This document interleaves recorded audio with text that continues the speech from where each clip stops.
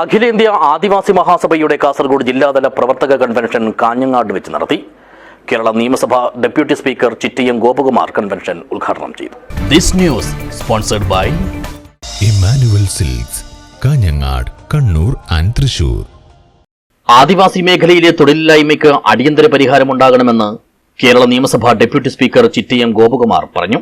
അഖിലേന്ത്യാ ആദിവാസി മഹാസഭയുടെ കാസർഗോഡ് ജില്ലാതല പ്രവർത്തക കൺവെൻഷൻ കാഞ്ഞങ്ങാട് പുതിയകോട്ടയിലെ MN സ്മാരക മന്ദിരത്തിൽ ഉദ്ഘാടനം ചെയ്ത് സംസാരിക്കുകയായിരുന്നു അദ്ദേഹം.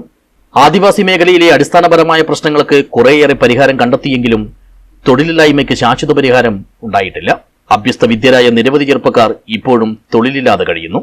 മാത്രമല്ല, കേന്ദ്ര വനാവകാശ നിയമം പാസാക്കിയെങ്കിലും ആദിവാസികൾക്ക് വനത്തിനുള്ളിൽ പോയി വനവിഭവങ്ങൾ ശേഖരിക്കുമ്പോൾ പല വിധത്തിലുള്ള തടസ്സങ്ങളും നേരിടേണ്ടി വരുന്നു. അതുകൊണ്ട് തന്നെ ആദിവാസി കുടുംബങ്ങളുടെ വീട്, ഭൂമി, ശുദ്ധജലം തുടങ്ങിയ അടിസ്ഥാന സൗകര്യങ്ങൾ മെച്ചപ്പെടുത്തണമെന്നും ഡെപ്യൂട്ടി സ്പീക്കർ ആവശ്യപ്പെട്ടു.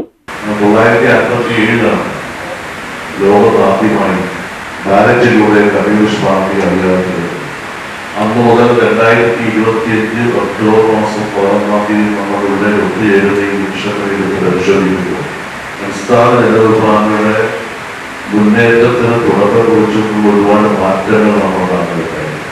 നമുക്കറിയാം, പട്ടികവർഗ വിഭാഗങ്ങൾ അവരുടെ ജീവിതം അവർ കൂടുതലും ഈ പട്ടണ പ്രദേശങ്ങളെല്ലാം മനസ്സിലാക്കും. ഗ്രാമീണ മേഖലയിൽ വനത്തിനകത്ത്. ചടങ്ങിൽ സംഘടനയുടെ ജില്ലാ പ്രസിഡന്റ് P. രാമകൃഷ്ണൻ അധ്യക്ഷനായി.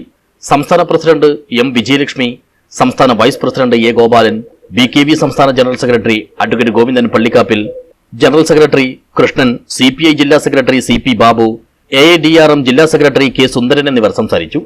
ആദിവാസി മഹാസഭ സംസ്ഥാന സെക്രട്ടറിയും മുൻ MLA യുമായ M. കുമാരൻ സ്വാഗതം പറഞ്ഞു. News bureau, Kanhangad.